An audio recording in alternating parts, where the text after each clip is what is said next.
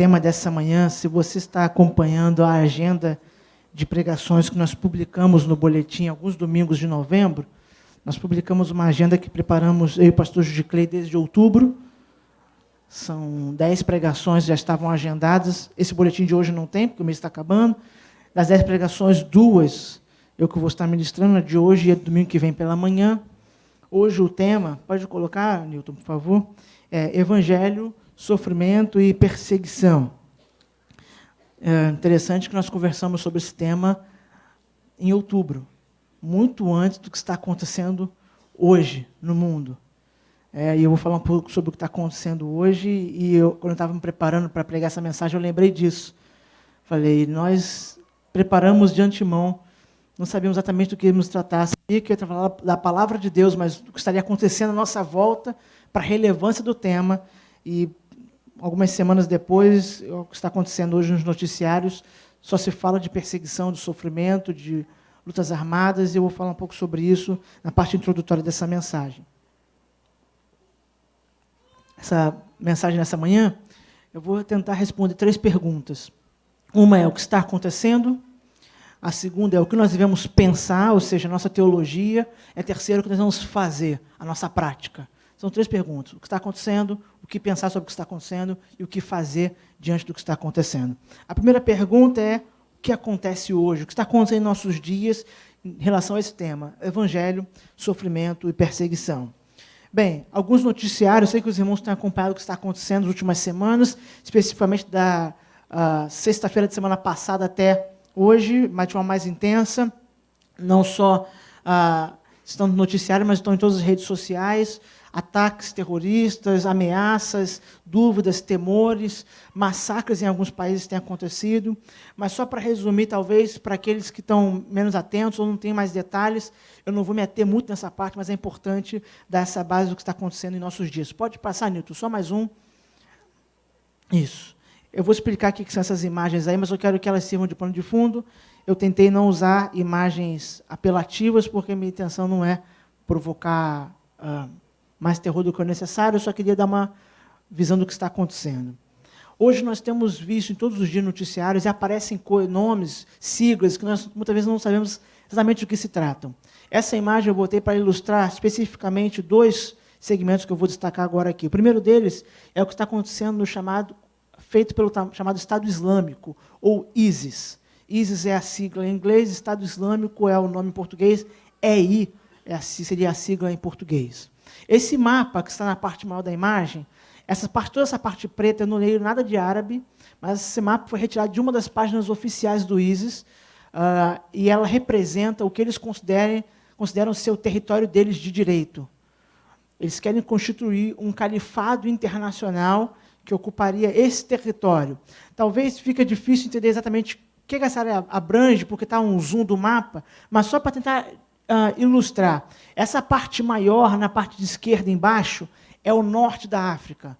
Todo o norte da África. Exatamente aí, aquela pontinha que parece um chifrinho ali à direita, é chamado chifre da África, ou chifre do Saara, que vai da Etiópia, vai até o outro extremo, onde está Guiné-Bissau, Guiné Equatorial, São Tomé e Príncipe, países pequenos, algo em torno de 25, 24 países nessa região que eles consideram serem território, por direito deles, desse califado internacional que eles querem constituir.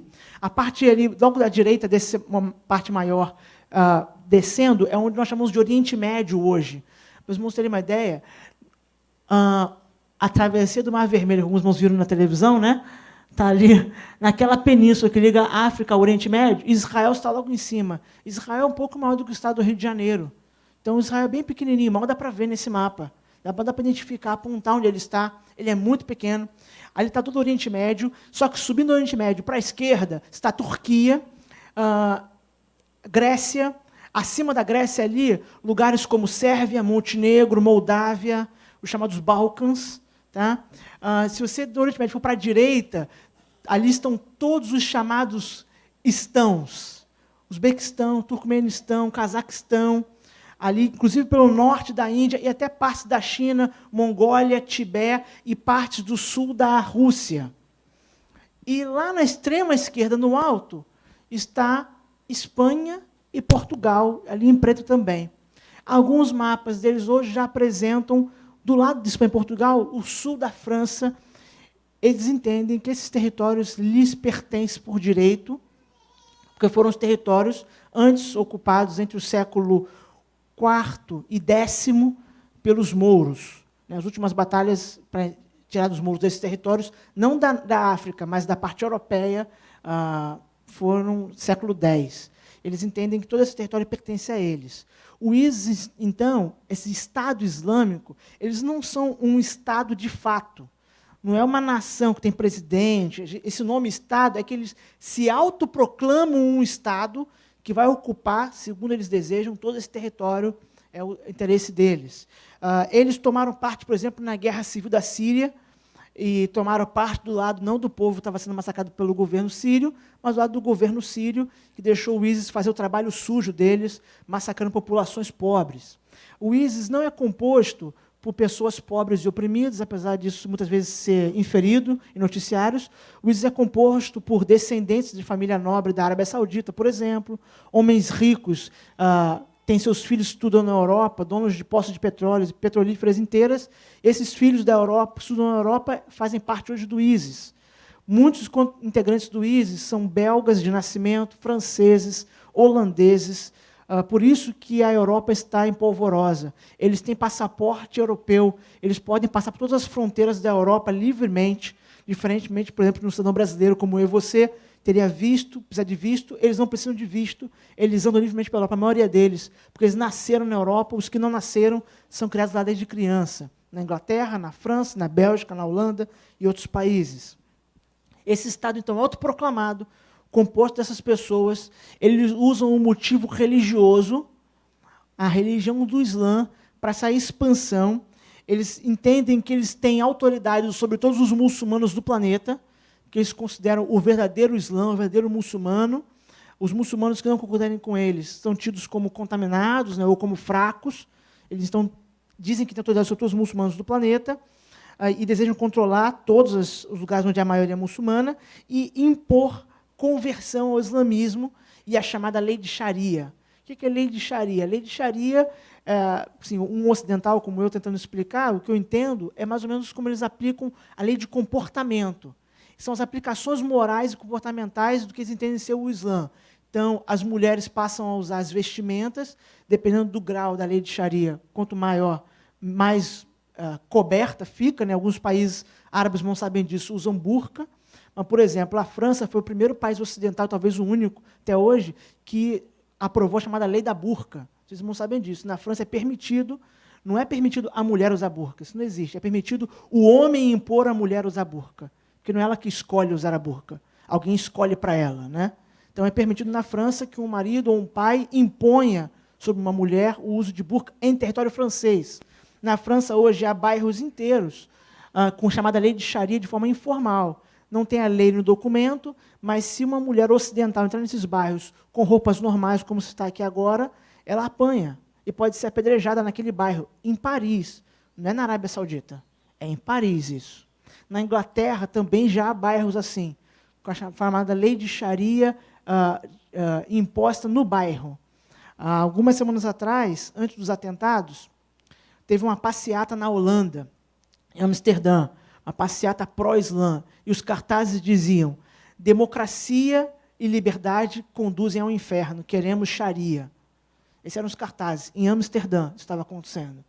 A Holanda, talvez, um dos países que mais preza para a liberdade na Europa. Isso para destacar um dos elementos que está acontecendo, e o ISIS, a gente vê no noticiário, fazendo o que está fazendo, é por essas razões. Eles se autoproclamam um Estado com essa extensão que eles desejam conquistar, se necessário, por armas. Essa é a intenção deles. Mas não é só no Oriente Médio e na Europa que isso está acontecendo. A África sofre muito hoje com movimentos parecidos. Eu quero resumir também, antes de poder passar para o texto bíblico, e aí sim poder ir adiante. O Boko Haram talvez seja hoje o movimento de origem islâmica e de perseguição que mais mata pessoas na África. O Boko Haram, no início do ano, já estava contabilizado alguns milhares de mortes, e, infelizmente, eu vi essa semana, que parece que a história está se repetindo. Essa semana, o Boko Haram atacou de novo na Nigéria, principalmente a parte norte da Nigéria, onde eles querem impor Sharia no norte da Nigéria, que é de maioria cristã, e o Boko Haram matou quase 2.000 pessoas em 2 dias na Nigéria. Isso, infelizmente, ganha menos notícia, a gente sabe disso, mas isso acontece também. O Boko Haram, esse nome significa, basicamente, ensino não islâmico é pecado. Isso significa Boko Haram. Boko Haram. Boko Haram é o nome. A Nigéria é um país de maioria cristã, por isso os cristãos são alvo, normalmente, do terrorismo na Nigéria. Os governos e a mídia geralmente chamam o Boko Haram e grupos parecidos com eles de insurgentes que querem mudar o poder. Mas a questão não é essa. Não é um movimento étnico somente, não é uma luta só por poder. O poder está envolvido. Os homens sempre lutaram por poder. Mas a questão também é religiosa. Ontem, não, tem 2 dias, no Mali, o ataque que aconteceu naquele hotel, que matou algumas centenas de pessoas, a chave secreta para não ser morto era recitar o Corão. Então, a questão não é só política e étnica. Eles não estão só querendo trocar de governo, trocar o presidente. Não é isso. Eles estão querendo impor um Estado, um califado internacional. Alguém pode perguntar, mas pastor, mas por que ninguém interfere nisso? Eu conversava com o Mauro antes do culto e falei, pastor, por que as pessoas não fazem nada disso, os governos? Eu lembrei, não é o foco dessa mensagem, mas só um parêntese, né? É que esses países não fabricam armas, né? O Boko Haram não fabrica arma. Ele compra arma de alguém, né? O Estado Islâmico não fabrica AK-47. Ele tem que comprar de alguém. Então, é por isso que tem, às vezes, tão pouco interesse em impedir essas pessoas. Nós temos que lembrar que, infelizmente, tem gente vendendo munição e arma, enquanto as pessoas estão morrendo. E hoje, esses ataques, essas situações estão acontecendo já na França, na Bélgica, na Alemanha, na Líbia, no Egito, Mali, como eu citei ainda há pouco. Isso que está acontecendo. E isso está acontecendo, inclusive, em relação a cristãos. Boa parte dos alvos desses ataques são cristãos, se não igrejas, lugares onde a maioria é cristã, e os cristãos acabam sendo alvo. Só que a questão não é a primeira vez, irmãos, na história, que os cristãos são perseguidos e mortos. Essa não é a primeira vez na história. Às vezes, eu mesmo já me peguei falando isso, e essa é uma informação incompleta, dizer assim, nós vemos hoje uma época difícil para o cristianismo, hostilidade. Não. O cristianismo sempre viveu uma época de hostilidade difícil. Essa não é uma particularidade nossa. Nós estamos lidando com uma situação, mas nossos irmãos na fé viveram antes de nós, lidaram também com hostilidade, com perseguição, e os relatos históricos mostram isso desde o Império Romano, e aí eu quero tratar então do primeiro mártir, o primeiro cristão que morreu pela sua fé, Estevão, Atos capítulo 6, nós vamos ler os versos 8 a 15, pode colocar, Newton, depois, no final do capítulo 7, a partir do verso 54.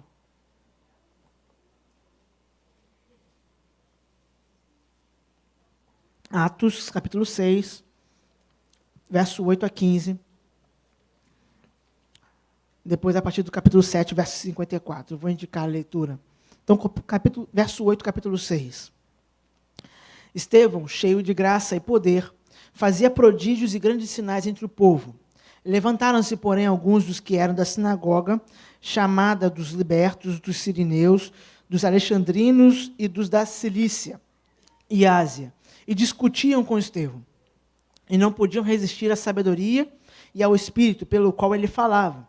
Então subornaram homens que dissessem, temos ouvido este homem proferir blasfêmias contra Moisés e contra Deus. Verso 12. Sublevaram o povo, os anciãos e os escribas, e investindo, arrebataram, levando-o ao sinédrio.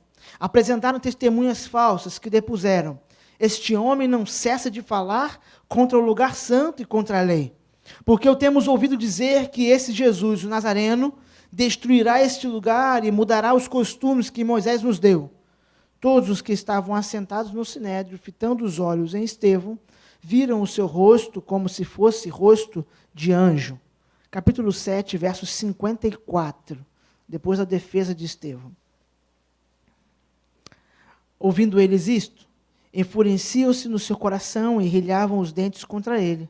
Mas Estevão, cheio do Espírito Santo, fitou os olhos no céu e viu a glória de Deus e Jesus que estava à sua direita. E disse, eis que vejo os céus abertos e o Filho do Homem, em pé à destra de Deus. Eles, porém, clamando em alta voz, taparam os ouvidos e, unânimes, arremeteram contra ele e, lançando-o fora da cidade, o apedrejaram. As testemunhas deixaram suas vestes aos pés de um jovem chamado Saulo e apedrejavam Estevão, que invocava e dizia: Senhor Jesus, recebe o meu espírito. Então, ajoelhando-se, clamou em alta voz: Senhor, não lhes imputes este pecado. Com essas palavras, adormeceu. Capítulo 8, verso 1. E Saulo consentia na sua morte. Naquele dia levantou-se grande perseguição contra a igreja em Jerusalém, e todos, exceto os apóstolos, foram dispersos pelas regiões da Judéia e Samaria. Alguns homens piedosos sepultaram Estevão e fizeram grande pranto sobre ele. Vamos orar mais uma vez? Pai, pedimos que a Tua palavra seja aplicada pelo Senhor ao nosso coração, que o Senhor abra nossos olhos, ó Pai, nos conduza a toda a verdade e à prática da verdade. Isso pedimos e agradecemos em nome de Jesus. Amém. Então, a primeira pergunta era: o que está acontecendo? Eu tentei responder o mais rápido que fosse possível, relatando os eventos que os irmãos já sabem o que está acontecendo. Mas eu disse que nós vamos olhar para o primeiro mártir da fé cristã, que é Estevão. O que é o mártir? De onde vem essa palavra? Essa própria palavra mártir, ou martírio, que os cristãos têm experimentado ao longo da história. Essa palavra martírio, ela vem do grego chamado martiria, é a palavra original, traduzida no Novo Testamento, especialmente no livro de Atos, como testemunha. Aqui está um exemplo, Atos capítulo 1, verso 8, onde a palavra martiria aparece e diz assim a palavra de Deus: Mas receberão poder quando o Espírito Santo descer sobre vocês e serão minhas testemunhas. Aí vem a palavra martiria. Em Jerusalém, em toda a Judéia e Samaria e até os confins da terra. Olhando para esse texto e outros textos do Novo Testamento, então, nós deduzimos que o mártir cristão, ele não é alguém que procura a morte. Ele não é alguém que deseja ir para um lugar ou que morrer na sua própria terra. O mártir cristão, antes, é aquele que testemunha, é aquele que vive para o Evangelho, mas ele vive tão intensamente, ele é tão convicto de que deve dar a sua vida para o Evangelho por inteiro, que se for lhe cobrar da vida, ele entrega. Esse é o mártir cristão. Então, quando eu disse que Estevão é um mártir, e ele é chamado o primeiro mártir da história do cristianismo, é por essa razão. Ele era uma testemunha do Evangelho, e eu li parte da narrativa aqui, uma testemunha fiel e capaz, que buscava o Senhor, vivia para o Senhor, e por isso causava tantos problemas, né? A fidelidade a Deus era o problema de Estevão, digamos assim, não era tolerada essa tamanha fidelidade, diz o texto que nós lemos, que nem conseguiam discutir com ele, porque não dava para desconstruir os argumentos dele, então eles tinham que comprar falsas testemunhas para tentar acusá-lo de algo que ele não disse, porque não dava para discutir com ele, não dava para convencer Estevão de que ele estava subvertendo o judaísmo. Ao conversar com Estevão, que era um judeu de nascimento, ficava claro que o cristianismo não era uma corrupção do judaísmo, mas a fé que ele estava professando era o verdadeiro judaísmo, era a verdadeira fé que Abraão tinha recebido, que Moisés tinha recebido, e assim por diante. E é esse que é a disputa, esse que é o problema. O testemunho, a vida consagrada a Deus de forma tão convicta, tão intensa, que, se necessário, ela é entregue pelo Senhor. Então, o cristão, ele não é alguém que deseja morrer. O cristão deseja viver para a glória do Senhor. Mas pode chegar um ponto de que ele precisa se entregar tanto ao Senhor, que talvez seja exigido dele a própria vida. Nós temos muitos exemplos na história disso, e Estevão, nesse contexto, ele é o primeiro exemplo, por isso eu acho que ele pode trazer boas lições para a gente sobre aquilo que o Senhor espera de nós num ambiente de sofrimento e perseguição. O que o Evangelho tem a ver com isso, como o Evangelho nos molda, nos influencia para viver nesse ambiente de perseguição. Como a gente vai lidar com essas situações, como a gente vai viver e caminhar. Apesar de hoje elas podem parecerem muito distantes de nós, não estão, só parecem, mas um dia elas podem até ficar mais próximas do que hoje nós percebemos. E aí vem para responder, então, a segunda pergunta: o que pensar diante do tamanho sofrimento? Quando eu leio a história de Estevão e vejo um homem que era justo e reto, que falou a verdade e por isso perdeu a vida, quando eu leio as notícias que eu mencionei aqui rapidamente, que estão acontecendo no mundo inteiro, pessoas perdendo a vida, e entre essas pessoas há cristãos, gente fiel ao Senhor. O que pensar? Como a gente lida com isso? Como a gente vai formular uma teologia capaz de abarcar isso? Bem, primeiro eu já posso lhe dizer que nenhuma teologia baseada em prosperidade e ganhos vai servir. Porque essa teologia não vai conseguir abarcar tamanho sofrimento. Não vai explicar o que está acontecendo no mundo. Ela vai tentar fugir ou negar. Não dá para explicar. É a Bíblia, a palavra de Deus, o que ela apresenta como sendo o Evangelho, as implicações dele que vão nos ajudar a viver e a experimentar esse sofrimento. E o primeiro ponto para responder essa pergunta, o que pensar diante do sofrimento, é nós temos que esquecer a ideia de que o cristão verdadeiro não sofre. Isso é uma mentira, e como toda mentira, só tem um pai, que é Satanás. O cristão verdadeiro não sofre é uma mentira. O cristão verdadeiro sofre. Atos 6, verso 8, nós lemos ainda há pouco, vamos ler juntos? E Estevão, cheio de fé e de poder, fazia prodígios e grandes sinais entre o povo. Meus irmãos, eu nunca fiz nenhum prodígio nem nenhum sinal. Estevão fez. Estevão era um homem cheio de fé e de poder. Quem diz isso não é ele falando de si próprio. É a palavra de Deus. Ele era um crente verdadeiro. Talvez um dos crentes mais fiéis ao Senhor daquele período. E foi ele que passou pelo martírio. Não foi o cristão, mais ou menos, que tinha dúvidas, ou o cristão falso, estava interessado nas bênçãos de Deus, não. Quem passou pelo martírio foi o cristão sincero. Foi aquele que amava o Senhor de verdade. Então, essa ideia de que o cristão verdadeiro não sofre, ela é um engano, ela é uma mentira. O cristão verdadeiro sofre. Primeiro sofre porque o pecado traz sofrimento. Então, todos nós, sujeitos a doenças, chuvas, tempestades, calor, frio, coisas que causam dor ou sofrimento. Todos nós estamos. Doenças, todos nós, por causa do pecado original. Mas, além disso, há sofrimentos que vêm justamente por causa da fidelidade ao Senhor. Com o livro de Hebreus, capítulo 11, fala de Abel, e que a gente lê a narrativa também em Gênesis, fica claro que Abel foi morto por Caim por causa da fidelidade ao Senhor. O culto de Abel foi aceito, o de Caim foi rejeitado. Qual foi a solução de Caim? Matar Abel. Ou seja, Abel morreu por causa da fidelidade a Deus. Abel morreu porque apresentou um culto sincero. Então o cristão verdadeiro sofre. Mas essa teologia que nega isso, que diz que se você tiver fé suficiente, você não vai passar por essas coisas, essa falsa teologia, ela não é de hoje, ela não foi inventada agora. Ela já foi inventada há muito tempo atrás. Por exemplo, Jó teve que lidar com isso com seus amigos. Se você ler todo o livro de Jó, você vai perceber isso. Os amigos de Jó, eles com certeza hoje teriam programas de televisão para dizer, você está sofrendo? Sabe por quê? Tem um pecado escondido aí. Confessa. Ô Jó, vamos, cara. Você não tem fé suficiente, você está com pouca fé. O problema é esse. Você não tem fé suficiente para declarar. Você não tem fé suficiente para decretar, Jó. Onde está a sua fé? Tem um outro camarada que talvez hoje tivesse muito sucesso e tivesse talvez um canal inteiro de televisão para ele. Um tal de Simei. Davi está saindo, fugindo de Absalão, que tomou o trono, usurpou o trono de Davi. Simei é uma pessoa ligada à família de Saul, e ele encontra Davi pelo caminho, com a sua comitiva indo embora, fugindo do seu próprio filho, e Simei diz, o que está acontecendo com você hoje é porque você derramou o sangue da casa de Saul. Primeiro que era uma mentira, Davi não tinha derramado sangue de ninguém na casa de Saul, pelo contrário, Davi poupou Saul e toda a sua descendência, até mais à frente, poupando o próprio Mefibosete, restaurando ele a um status que ele não tinha já há muito tempo. Mas pior do que isso é o fato de que Simei associa o que está acontecendo na casa de Davi, o fato do filho dele ter roubado o trono, com uma coisa específica, como quem diz, está vendo? Você fez uma coisa contra Saul e agora o seu filho faz contra você. Simei era uma mistura do que hoje alguns chamam de um evangelho, esse evangelho escrito que está na televisão, com uma espécie de karma. Parece que diz assim, ó, você fez uma coisa, agora está indo contra você. E Davi diz, sabe o quê?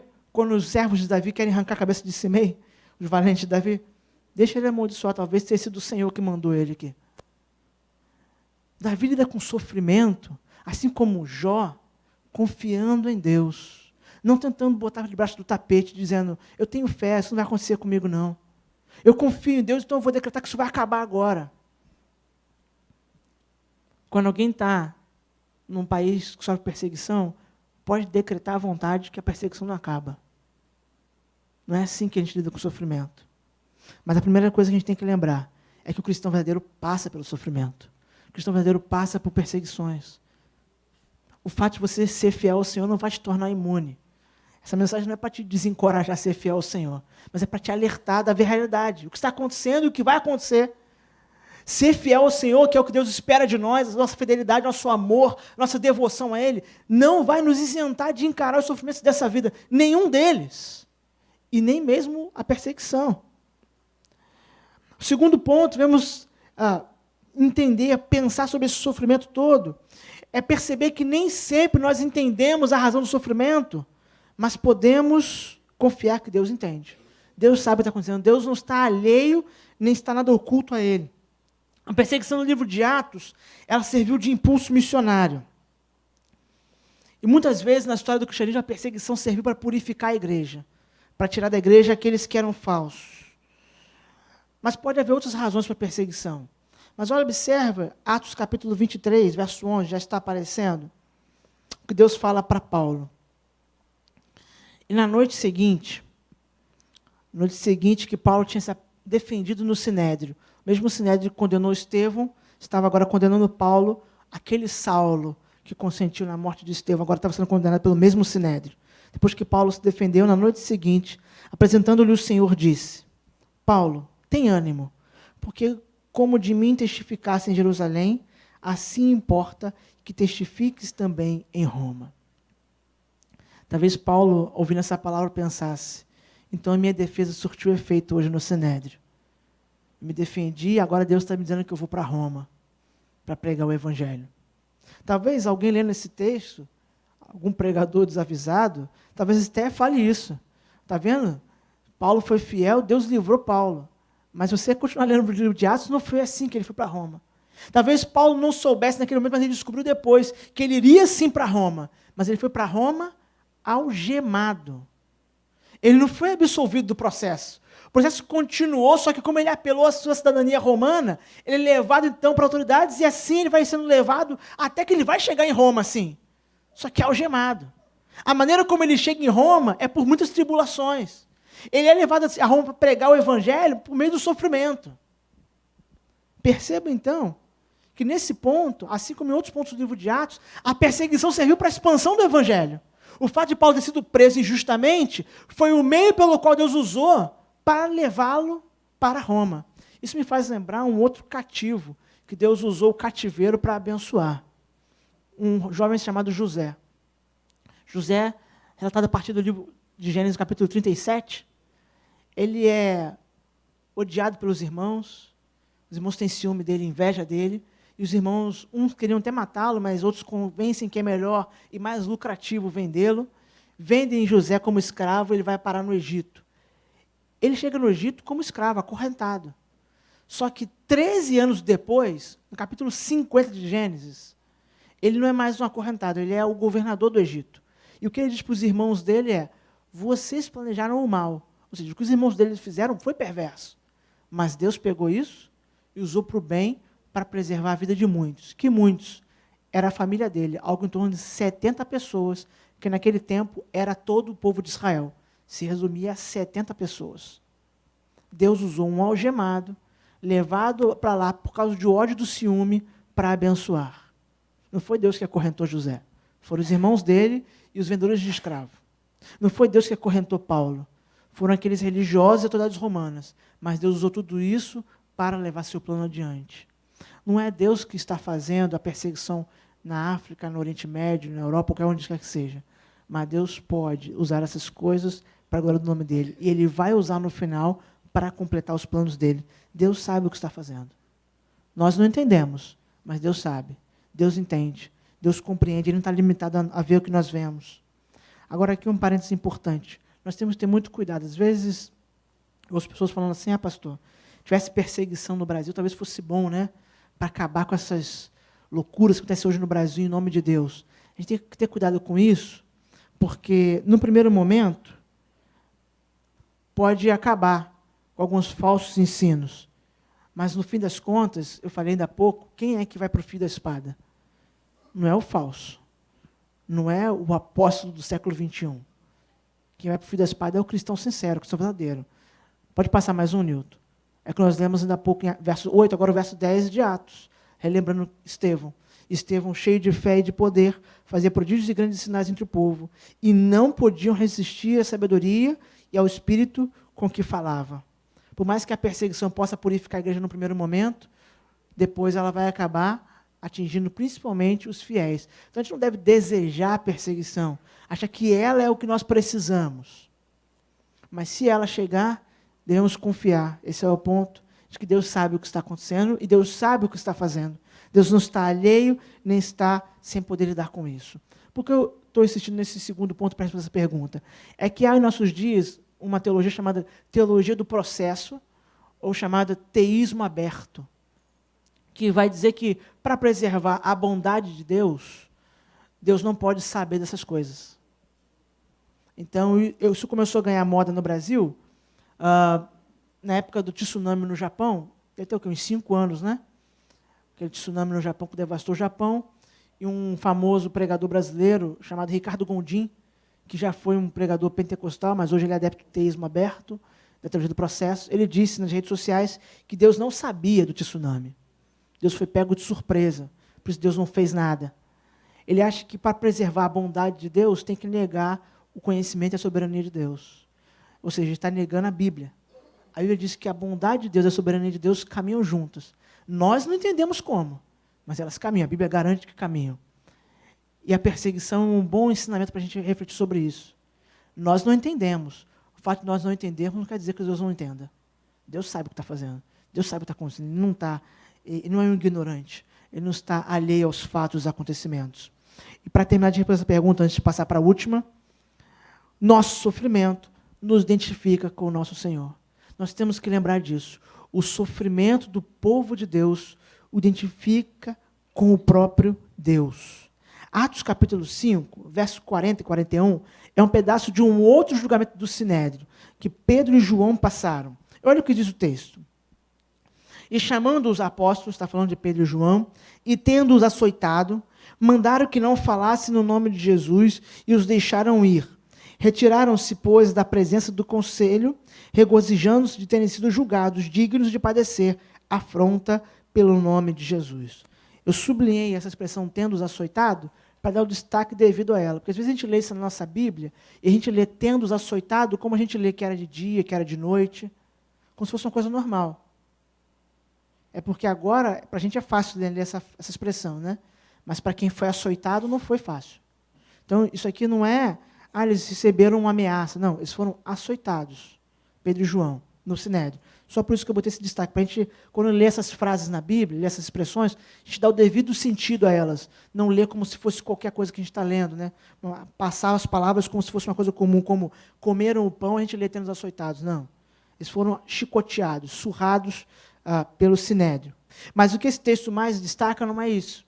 É o fato de que eles perceberam que eles estavam identificados com Cristo. Eles se alegraram, não do sofrimento, eles não estavam felizes em sofrer, eles não desejavam sofrer, mas se alegraram que esse sofrimento era por causa da fidelidade a Jesus. Isso é muito interessante. A igreja precisa lembrar que os aplausos do mundo são sirene de alerta. E as ameaças e afrontas e perseguições, elas sim, são um sinal de que nós estamos no caminho certo. Elas são sinal do caminho certo. Há um tempo atrás eu li um artigo, eu já falei sobre isso numa pregação, sobre a criação de filhos, e um artigo dizia, você está preparado para criar filhos que o mundo vai odiar? Eu lembro que eu li esse artigo, pensei muitas vezes sobre isso. Criar filhos que o mundo vai odiar. Porque se eu criar meus filhos para serem discípulos, Jesus disse que os discípulos deles seriam odiados pelo mundo. Então, se eu tentar criar filhos que vão ser gente bem vista, que o mundo vai achar eles certinho, bonitinho, legal, eu vou estar criando gente que não vai ser discípulo fiel ao Senhor. Não é fácil para um pai, para uma mãe, pensar sobre isso. Eu tenho que ensiná-los a ser fiéis ao Senhor, sabendo que quando eles forem fiéis, isso vai resultar em sofrimento. Quando eles forem fiéis, isso vai resultar em perseguição em alguns lugares. Mas é isso que Pedro e João olharam aqui e viram essa situação. com as costas ainda sangrando, lanhadas, e se alegraram, não com sofrimento, mas pelo fato de serem identificados com Cristo. Ao contrário das divindades patéticas que os homens criam, o nosso Deus, o Deus bíblico, ele se identifica com o seu povo por meio de Cristo, como quem sofre, não como uma vítima, porque Cristo não sofreu como vítima, mas como alguém que se entrega ao sofrimento. Cristo se entregou ao sofrimento e por isso quando nós sofremos, quando nossos irmãos sofrem no Mali, ou qualquer outro lugar que seja, eles sofrem para se identificar com Cristo, com o seu Senhor. Nós não somos maiores que o nosso Mestre. Nós somos iguais e inferiores. Por isso nós sofremos como ele sofreu. Essa é a nossa chamada. 1 Pedro 3, verso 13 e 14. Pode botar, Nilton, passar. Vamos poder ler? E qual é aquele...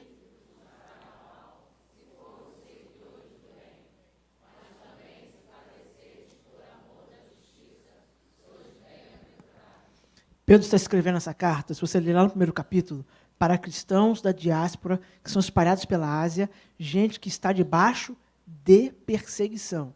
Não era potencial perseguição, gente debaixo de perseguição. E olha o que ele diz.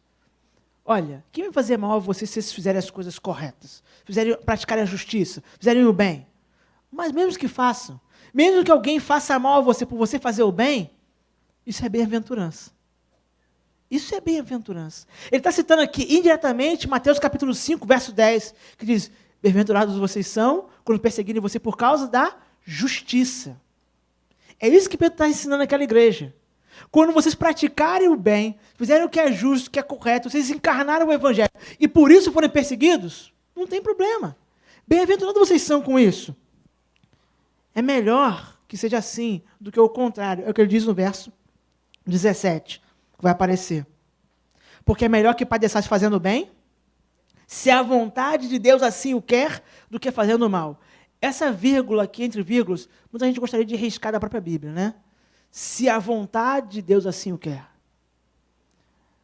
Eu não tenho como defender a igreja. Igreja com I maiúsculo. Só Deus pode defender a igreja. Quando Deus não defende a igreja imediatamente, é porque está chamando a igreja para o sofrimento, para o martírio. Para ser testemunha. Testemunha com tudo, por completo. E Pedro está dizendo, se for essa a vontade de Deus, se de alguma forma no grande plano de Deus se encaixar, padecer, sofrer porque eu estou fazendo bem, é melhor. Melhor isso do que sofrer porque fiz o mal. O problema é que, às vezes, no Brasil, muita coisa que é chamada de perseguição, no Brasil, não é perseguição porque é verdade. É uma acusação verdadeira contra a igreja. Muita gente que se diz perseguido no Brasil como cristão, não é perseguição. Porque o que estão dizendo contra ele é verdadeiro. Pedro está dizendo que nós só nos identificamos com Cristo quando nós sofremos por fazer o bem. Quando nós sofremos por fazer o que é errado, sofremos por fazer o mal, isso faz parte da nossa natureza caída, pecaminosa. Nossa identificação com Cristo é praticar o caminho da retidão e mesmo assim sofrer. Como Estevão, que não falou nenhuma mentira, não podiam negar o que ele dizia e por isso o mataram. Já que não podiam desmentir Estevão, tinham que destruir Estevão. Nós temos que entender que a nossa identificação com o Senhor é no sofrimento também. Paulo fala sobre isso em todas as suas cartas. Todas elas. Nós lemos ainda há pouco no boletim, ele falando isso para a igreja de Tessalônica, 2 Tessalonicenses, ele fala isso à igreja de Colosso, à igreja de Corinto, à igreja de Filipos. Inclusive, ele chega a dizer que é uma graça, é um dom, padecer pelo nome. O que está acontecendo? Sofrimento por todo mundo, perseguição. O que pensar sobre o que está acontecendo? Esquecer essa ideia falsa de que cristão verdadeiro não sofre. O cristão verdadeiro sofre. Confiar que Deus sabe o que está fazendo, Deus está usando de alguma forma a perversidade do homem para construir um plano perfeito de redenção e saber que o nosso sofrimento, meu e seu, nos identifica com o nosso Senhor, nos mostra quão próximo nós estamos dele. E aí a última pergunta para encerrar. O que fazer diante desse quadro atual de perseguição? Primeira coisa que fazer, devemos nos importar e orar como se fôssemos nós, porque, na verdade, somos nós. Somos nós que estamos sofrendo. Hebreus 13:3. Lembrai-vos dos presos como se estivesseis presos com eles, e dos maltratados como sendo vós também no corpo. É lógico que alguém pode aplicar esse texto para todo o sofrimento humano. Não seria um erro, o cristão se identifica com o sofrimento humano, mas isso é um erro de hermenêutica. O texto de Hebreus não está falando de todo o sofrimento humano, está falando do sofrimento dos cristãos. Lembrai-vos dos presos, aqui especificamente está falando daqueles que foram presos por causa do Evangelho. Como se fossem vocês, porque na verdade são vocês que estão lá. É o corpo de Cristo que está lá. Lembrai-vos daqueles que estão sofrendo por causa do Evangelho, como se fossem vocês, porque na verdade são vocês. Quando nossos irmãos morrem num país distante, que a gente nem sabe identificar no mapa, não muda o fato de que são nossos irmãos.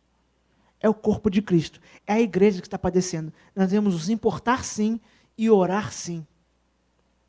E nós temos que ter cuidado com essa infantilidade, para não usar um adjetivo pior, infantilidade, de ficar discutindo qual tragédia é mais tragédia. Tá? O que aconteceu em Minas Gerais, por um exemplo, que é uma tragédia que não tem a ver com perseguição, ali morreram cristãos, não cristãos, ateu, todo mundo que estava ali, e vai sofrer muita gente, e é algo terrível, e a igreja tem que se levantar contra isso, não é mais ou menos tragédia do que uma pessoa que morreu ontem no hotel no Mali. Tragédia a gente não mede assim, essa é mais tragédia, menos tragédia, não é assim. E nem pelo número de pessoas, porque morreu mais ali, mais ali. Porque não é pelo número, porque se fosse o meu parente ou o seu, não importaria se fosse um. Bastaria morrer uma pessoa e para nós seria o suficiente. Então o cristão se identifica com o sofrimento de forma ampla e mais especificamente com seus irmãos, porque é o corpo de Cristo que está padecendo pelo mundo. Devemos nos importar e orar por isso. O que fazer? Devemos também buscar ser cheios de fé e poder. É isso que a expressão que é apresentada para Estevão, no capítulo 6, que lemos há pouco, verso 8, mas também apresentada, por exemplo, falando sobre Barnabé, Atos capítulo 11. Enviaram Barnabé a Antioquia, Barnabé, um líder da igreja de Jerusalém, o qual, quando chegou e viu a graça de Deus, se alegrou e exortou a todos a que permanecessem no Senhor, com o propósito de coração, porque era homem de bem e cheio do Espírito Santo e de fé, e muita gente se uniu ao Senhor. Poder, em relação a Estevão lá, é a mesma coisa que dizer cheio do Espírito Santo, porque o poder lá é o poder do Espírito, é implícito que é o poder do Espírito que Estevão tinha, não é o poder dele. Então, falando sobre Estevão, falando sobre Barnabé, tantos outros homens e mulheres da história do cristianismo, nós hoje, a igreja brasileira, e eu e você especificamente, precisamos ser cheios de fé e poder.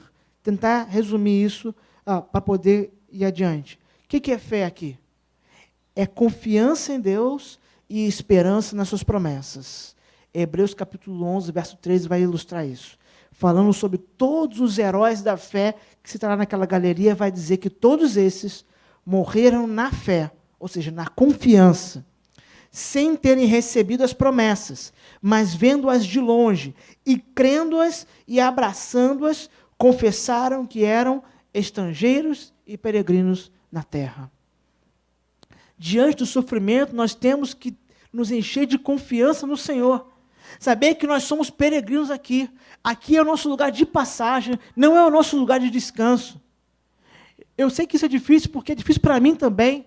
Muitas vezes ter essa perspectiva da eternidade, que nós estamos tão absorvidos com os afazeres do dia a dia, com coisas do nosso cotidiano, já nos esquecemos que aqui é passageiro. Aqui não é o nosso lugar de descanso. A nossa confiança, a nossa fé, não é para agora. É para mais para frente. É para a eternidade. É a esperança em promessas que nós hoje não vemos, mas cremos e receberemos. Em relação a isso, ele vai mais adiante, o autor de Hebreus, no verso 16 do mesmo capítulo, falando sobre aqueles mesmos homens, mas agora desejam uma melhor, uma pátria melhor. Isso é, a celestial. Por isso também Deus não se envergonha deles, de se chamar seu Deus, porque já lhes preparou uma cidade. Interessante, porque todos os homens que ele cita ali, com exceção de alguns poucos, morreram por perseguição. Ele começa citando Abel, que morreu por causa da fidelidade, como eu citei ainda há pouco. Ele vai mencionar outros, e alguns ele nem menciona pelo nome, mas vai dizer que foram cerrados ao meio, morreram ao fio da espada. E ele diz, tudo isso que eles fizeram, eles enfrentaram toda essa afronta, toda essa perseguição, todo esse sofrimento, porque eles confiaram em Deus. Eles esperavam uma promessa que eles nem estavam vendo ainda. Eles nem estavam contemplando por completo, mas eles confiaram. Nós temos que nos encher de fé, encher de confiança em Deus, sabendo que não é o nosso lugar, mas também de poder dado pelo Espírito. E é isso que diz Atos capítulo 3, verso 6, em relação aos primeiros cristãos, que eu citei ainda há pouco, como Pedro e João. E disse Pedro, falando para aquele homem coxo na porta do templo: não tenho prata nem ouro, mas o que tenho, isso te dou. Em nome de Jesus Cristo Nazareno, levanta-te e anda. Ele não tinha prata, ele não tinha ouro, mas ele tinha poder que não era dele, era poder do Espírito para dizer: levanta e anda. Pode sair daí. Muitas vezes, nosso problema como igreja, de forma mais geral, é que nós não temos nem de longe esse poder do Espírito entre nós. Porque o poder do Espírito não é ficar saltando, pulando, fazendo peripécias como gente de circo. O poder do Espírito é resistir ao sofrimento, perseverar em fidelidade ao Senhor, sabendo que Deus age, e muitas vezes age de forma sobrenatural. Age de forma sobrenatural. Fazendo coisas que nós nem podemos explicar, muitas vezes. Deus age. Esse é o poder do Espírito que nós precisamos, como igreja, como um todo. E, por fim, a última resposta para essa pergunta, o que fazer? Devemos dar testemunho digno do Evangelho, mesmo quando injustiçados. Pedro, na sua primeira carta ainda, agora no versos 15 a 16, capítulo 13, vai dizer: antes, santificai ao Senhor Deus em vossos corações. Estais sempre preparados para responder com mansidão e temor a qualquer que vos pedir a razão da esperança que há em vós, tendo uma boa consciência para que naquilo em que falam mal de vós, como de malfeitores, fiquem confundidos os que blasfemam do vosso bom porte em Cristo. Novamente, está falando que eles não têm acusações verdadeiras para dizer, que tudo que eles venham dizer contra você seja falso. Você se porta de forma tão digna, tão fiel ao Senhor, que qualquer acusação contra o povo seja falsa. Nós devemos ser aqueles que são, diante dos homens, de caráter ilibado, irrepreensível diante dos homens, a expressão que Paulo usa muitas vezes. Isso não quer dizer que nós seremos perfeitos. Não é isso é uma impossibilidade. Mas devemos ser aqueles que andam no caminho da retidão, que vivem de acordo com o Evangelho que pregam, e perseveram nesse caminho, mesmo quando esse caminho é o mais difícil.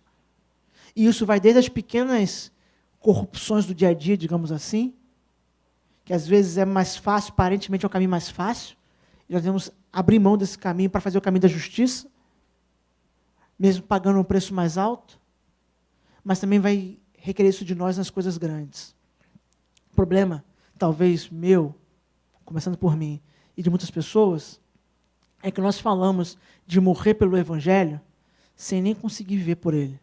Nós falamos que estamos dispostos a morrer, e se já estivéssemos ou morreríamos, eu sinceramente eu não sei. Eu espero que eu permanecesse fiel numa situação como essa, mas eu não tenho certeza. Porque às vezes nas pequenas coisas do dia a dia, eu desobedeço ao Senhor. Eu dou passos atrás em coisas fúteis, pequenas. O que me garante que eu vou poder perseverar no momento de perseguição?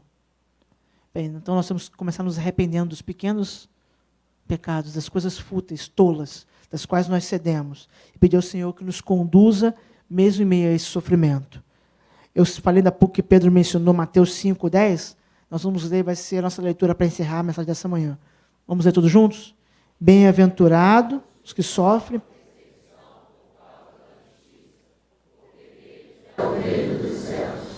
Quem disse isso não foi qualquer pessoa. Quem disse isso foi o Senhor. E ele sabia que ele ia padecer por causa da justiça, a de Deus. E agora talvez seja requerido do povo dele, em tempos, como é hoje em alguns lugares do mundo, padecer por causa da justiça. Nossa posição cristã diante do sofrimento não é de desespero. Nossa posição é sim de sofrer, de nos importar, de derramar lágrimas e orar, mas não é de desespero. Porque a nossa confiança, a nossa esperança não é para esse mundo, não é para essa vida, ela ultrapassa essa vida. Ela começa aqui sim, mas ela ultrapassa, vai muito além das expectativas, das possibilidades que esse mundo pode apresentar. Vamos orar? Primeiro, ora silenciosamente, vamos orar primeiro em prol de nós mesmos, pedindo ao Senhor que nos mantenha perseverantes na fidelidade a Ele, mesmo em meio ao sofrimento, que nós possamos confiar que Deus conduz, inclusive o sofrimento para o nosso bem. Depois eu vou me juntar a você em oração para intercedermos por aqueles que estão sofrendo perseguição nesse momento. Mas primeiro ore por você. Vamos orar pelos outros depois.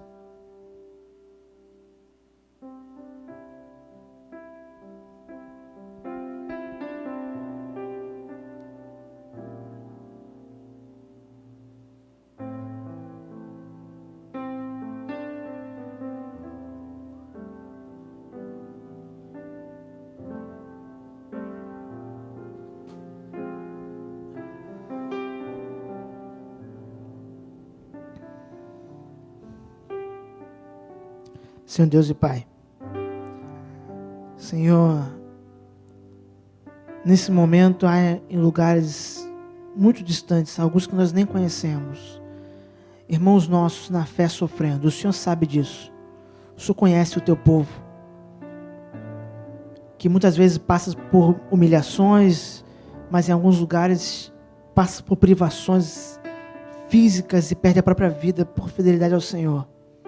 Pai, eu lhe peço que o Senhor console nossos irmãos, o Senhor os sustente em meio a esse sofrimento. Pai, que eles sejam encontrados como Estevão, nosso irmão, que perseverou apesar disso lhe custar a própria vida. Que eles possam confiar no Senhor, que a fé e a esperança deles não desbote, não se enfraqueça diante da dor e do sofrimento. Pai, nós pedimos, Senhor, que o Senhor console aqueles que têm perdido parentes, amigos, pessoas queridas, por esses ataques, perseguições, massacres que acontecem, muitas vezes nem chegam a ganhar os noticiários. Pai, nós queremos lhe pedir também que o Senhor levante homens e mulheres de bem, o Estado, os governantes, gente que foi constituída pelo Senhor como poder para reter, para conter o mal. Que eles façam uso desse poder dado pelo Senhor, desse ministério, ó Pai, de conter aqueles que espalham perversidade, ó Pai.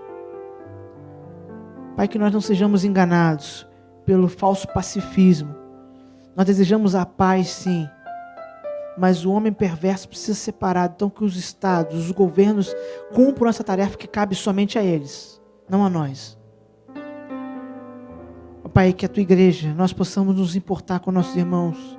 Pai, bota no nosso coração o desejo de orar por eles, ó Pai. Sustentá-los nesse momento de dura perseguição, de dificuldade. Ó Pai, que nós, aqui no Brasil, nós aqui que estamos aqui nesse bairro, nessa cidade, possamos ser também fiéis ao Senhor. Que não venhamos a sucumbir por causa da pressão ou de ameaças, ou porque aparentemente as pessoas querem fazer o ridículo da nossa fé. Que não temamos, ó Pai, perder a nossa reputação diante dos homens, se isso vai acontecer porque fazemos o bem. Pai, que na prática da justiça possamos ser encontrados, ser acusados, nunca na prática do mal. Não permita que a tua igreja, Pai, dê um mau testemunho. Pelo contrário, que pratiquemos o bem, mesmo sabendo que isso vai nos custar muito caro. Pai, nós confiamos que o Senhor rege a história. Nós não entendemos todas as coisas. Nós confessamos a nossa incapacidade de enxergar. Mas nós confiamos, mas pedimos que o Senhor mesmo assim trabalhe na nossa incredulidade, no nosso vacilo de muitas vezes, temer, desesperar de coisas como se elas não tivessem controle, sabendo que o Senhor pode controlar todas as coisas, contém todas as coisas dentro do seu grande plano de redenção, Pai. Pai, tudo isso nós pedimos e agradecemos. No nome santo de Jesus. Amém.